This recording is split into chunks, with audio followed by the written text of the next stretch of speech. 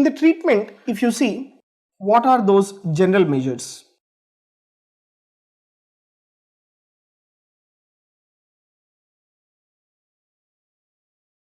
Right, so what are those general measures in the treatment of the erectile dysfunction? The general measures include, number one, first and foremost, very important, the individual has to stop smoking.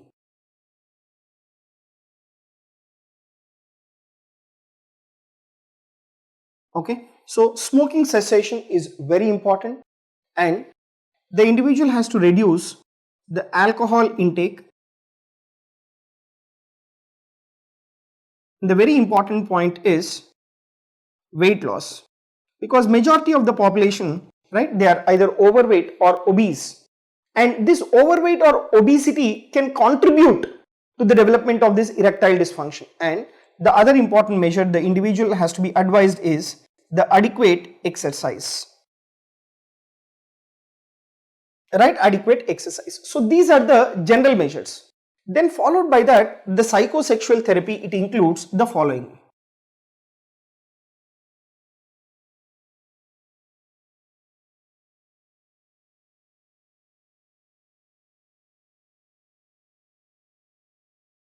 Right, so if you observe or if you see this psychosexual therapy, even though if the cause of erectile dysfunction is physical, the patient will develop psychosexual issues, and these psychosexual issues have to be addressed first. And if the psychosexual issues are not being addressed, then in spite of taking the drugs used in the treatment of erectile dysfunction, still the individual can have this erectile dysfunction.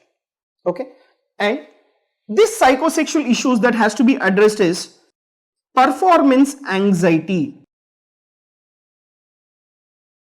So anxiety, right, of the individual, this is one of the factor which will not maintain the bulk, strength, or we call it as detumescence. So performance anxiety has to be reduced by the individual. Then focus on the sexual activity, right? Complete focus on the sexual activity without having the thoughts of stress or without having this particular anxiety. And another important thing in the psychosexual therapy that you have to address is relationship counseling.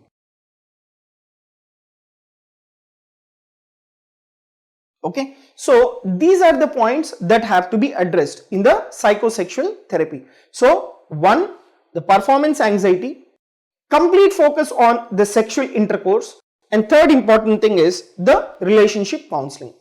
Now let me discuss what are all the various drugs used in the treatment of the erectile dysfunction.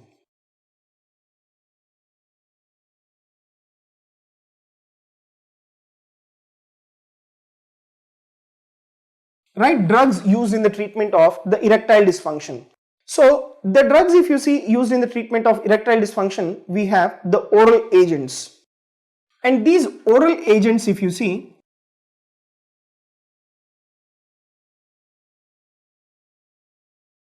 they include, number one, phosphodiesterase, right, that includes the phosphodiesterase type 5 inhibitors.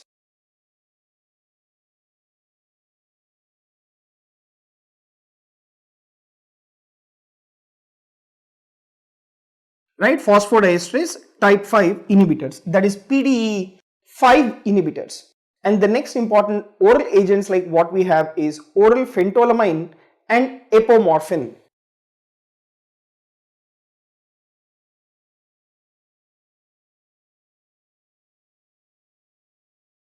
Right, oral phentolamine and as well as apomorphine. And the third important oral agent is yohimbine.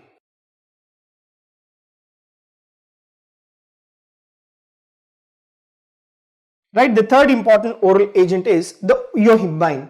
So these are the oral agents which are used in the treatment of the erectile dysfunction.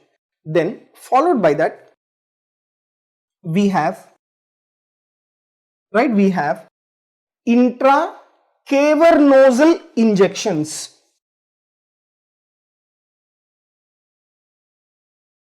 Now what are the examples of this intracavernosal injections? The examples of intracavernosal injections include prostaglandin E1, that is PGE1, that is alprostadil.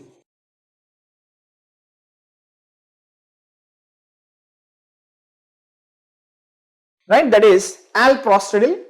Then we have papaverine.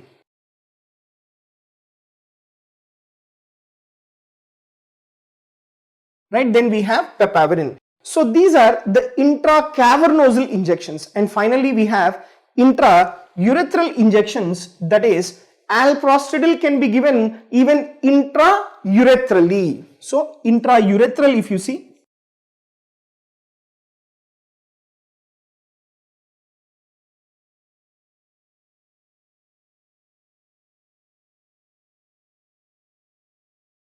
right, so intraurethral, it is alprostadil.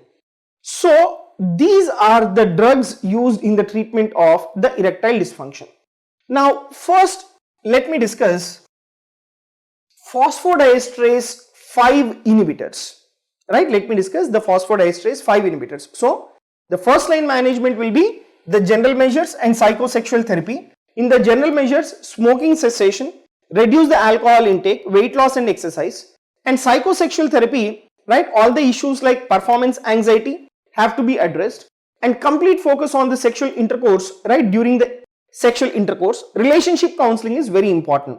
And the drugs, if you see, the oral agents, like we have phosphodiesterase type 5 inhibitors, phosphodiesterase 5 inhibitors, I'll discuss that in detail.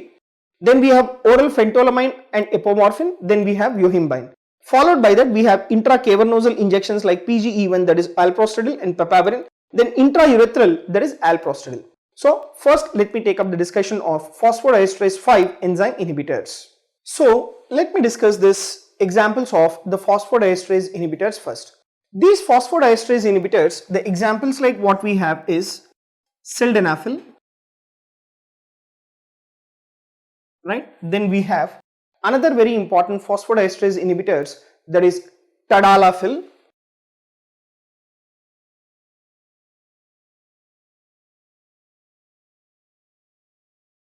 Then another important phosphodiesterase inhibitor is Vardenafil.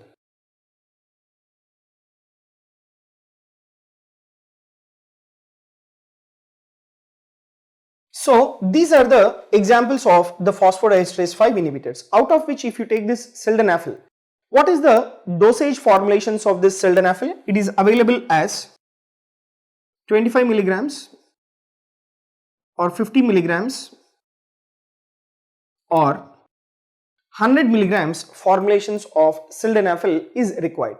And this Sildenafil, it has to be administered 1 hour before the sexual activity.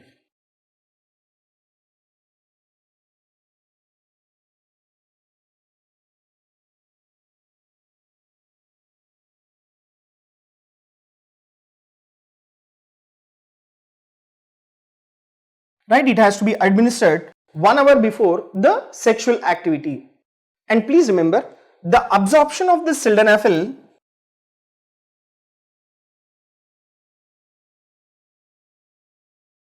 right, the absorption of the Sildenafil is delayed by the fatty meal.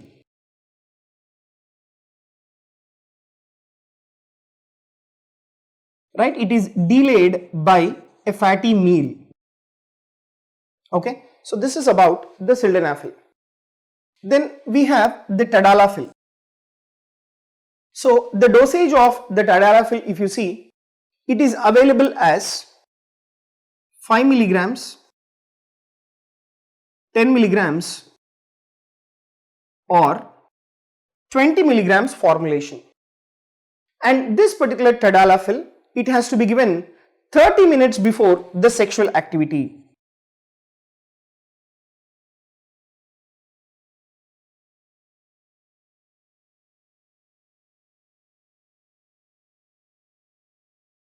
right? It has to be given 30 minutes before the sexual activity. And this Tadalafil absorption is not affected by food.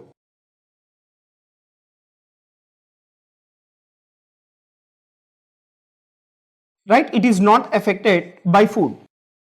Whereas if you say this Vardenafil, the formulations, right, the dosage formulations of Vardenafil, it is almost similar to that of your Tadalafil. That is 5 milligram formulations, 10 milligrams, and then we have 20 milligrams formulation of this Vardenafil. And this Vardenafil, it has to be given 30 to 60 minutes before the sexual activity.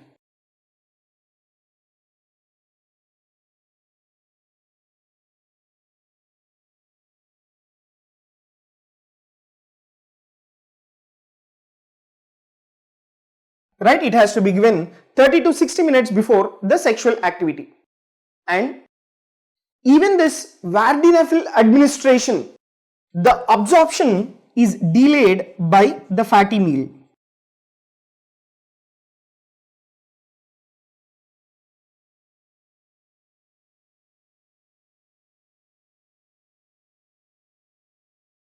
Right, the absorption is delayed by the fatty meal. So this is about the examples of the phosphodiesterase 5 inhibitors. Now let me discuss in detail about the mechanism of action of this phosphodiesterase 5 inhibitors, right, and how are they being used in the treatment of the erectile dysfunction. So the examples are Sildenafil, Tadalafil and Vardenafil. Now let me take up the mechanism of action of these drugs. So if you see the mechanism of action of phosphodiesterase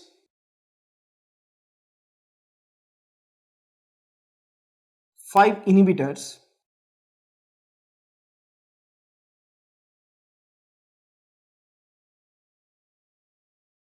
it includes the following. That is, whenever there is the sexual stimulation, there is release of the nitric oxide from the endothelial cells.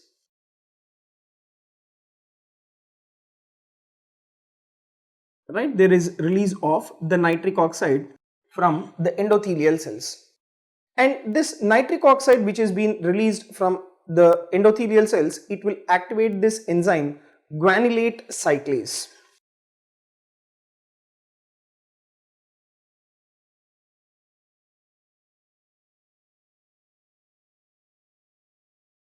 Right, it will activate the enzyme guanylate cyclase, and this guanylate cyclase, it will convert the GTP to cyclic GMP. Right, this will convert guanosine triphosphate to cyclic GMP, that is cyclic guanosine monophosphate. Now this cyclic GMP, this is the one which is required, right, this is required for the smooth muscle relaxation,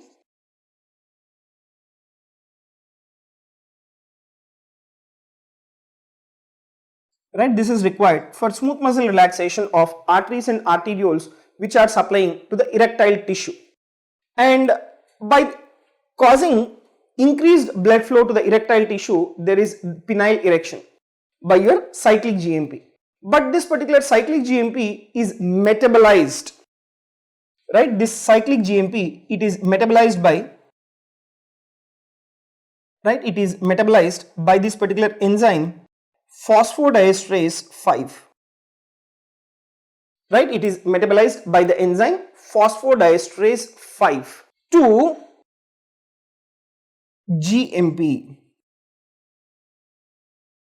So this cyclic GMP, it is metabolized by phosphodiesterase 5 enzyme to guanosine monophosphate. So once it is being metabolized, the action of the cyclic GMP is being terminated. So this is the physiology of the phosphodiesterase 5 enzyme, or this is the physiology of your the GTP. Now what does your phosphodiesterase 5 inhibitors do? Now whenever you give Sildenafil, right, whenever you give this Sildenafil, Sildenafil will inhibit this enzyme, right, Sildenafil will inhibit the phosphodiesterase 5 enzyme. So once this sildenafil inhibits this phosphodiesterase 5 enzyme, what will happen to your cyclic GMP levels? The cyclic GMP levels, they are elevated, right? The cyclic GMP levels are elevated. So once the cyclic GMP levels are elevated, that will cause the smooth muscle relaxation of the arteries and arterioles which are supplying to the erectile tissue, and thereby there will be increased blood flow resulting in the penile erection. So this is the mechanism of action of your phosphodiesterase inhibitors, that is sildenafil, tadalafil and as well as vardenafil. Now the very important point about the sildenafil is it is a selective inhibitor of the phosphodiesterase enzyme type 5. Okay, so only when there is sexual stimulation, that will cause the release of nitric oxide into the penile smooth muscle. Okay, and whenever you inhibit this enzyme phosphodiesterase type 5 by sildenafil, that will cause marked elevation of the cyclic GMP, right? That will cause the marked elevation of the cyclic GMP concentration within the glans penis. Okay, so now let me tell you in which all tissues the cyclic GMP levels will be elevated whenever you give this sildenafil. There will be increase in the cyclic GMP level within the glans penis,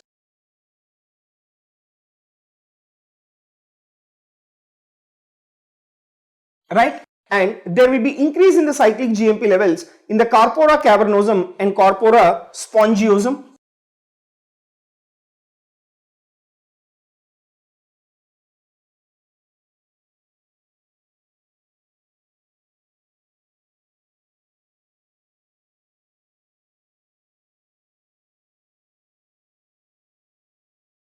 Right, so there will be increase in cyclic GMP levels in all these tissues, that is glans penis, corpora cavernosum and as well as corpora spongiosum, right? And this increased cyclic GMP will cause the increased smooth muscle relaxation and better erection. And one important point about this particular sildenafil is that this sildenafil has no effect on the penis in the absence of sexual stimulation. See, the point you should understand this is that this phosphodiesterase inhibitors, they are also used in the treatment of pulmonary hypertension. Right, they are also used in the treatment of the pulmonary hypertension. So you have to understand that the action of sildenafil in penile erection will be there only when there is sexual stimulation. You have to remember that sildenafil has no effect on the male genital organ in the absence of sexual stimulation, right? So you will have the action of sildenafil only when there is sexual stimulation and only when there is increase in your nitric oxide levels. So this is about the mechanism of action of the phosphodiesterase enzyme inhibitors, that is sildenafil. Now what are the adverse effects of this particular phosphodiesterase enzyme inhibitors? The adverse effects include, number one, there can be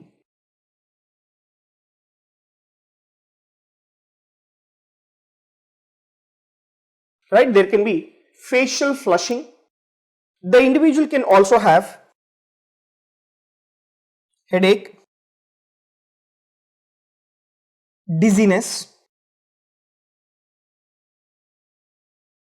right? The individual can have facial flushing, headache, dizziness, nasal congestion,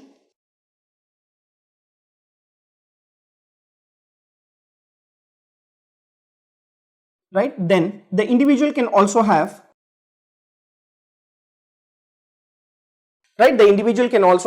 dyspepsia, that wherein the individual is having the indigestion, and this sildenafil can also cause the blue halos, that is visual disturbances,